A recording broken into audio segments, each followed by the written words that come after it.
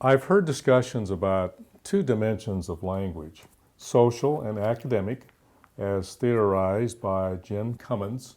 Could you explain the distinction between social and academic language and why it is so important to think about when looking at English learner success? Surely. We've just been talking about the levels of language, and that's a whole different thing than when we talk about the two dimensions of language as theorized by Jim Cummins. Basically, you can think of the dimensions of language superimposed over those levels, and I'll explain what I mean right now. I like the analogy that Dr. Cummins uses in that he sees language like a coin, a two-sided coin.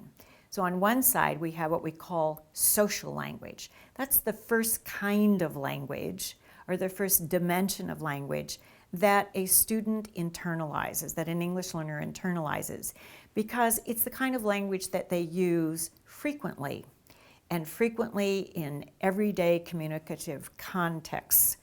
It's the kind of language that is what we would refer to as social language, conversational language, the kind of language that when you're talking face to someone, you don't have to think too long and too hard about what the person's talking about or asking you.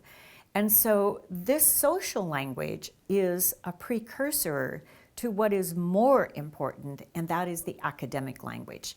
If students do not develop the full range of proficiency, including both social and academic language, they're not going to succeed in the classroom.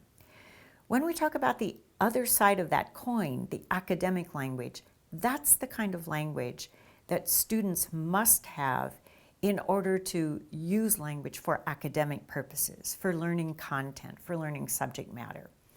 And that is much more difficult for students to acquire because it is oftentimes language that is in a textbook, or it's language in a spoken environment that is asking someone to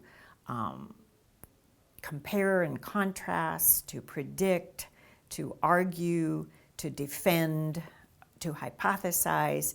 And so the academic language is the dimension of language which is absolutely critical for our students to be able to achieve at the highest levels and close that gap that exists between English-only students and English learners who are working on grade level.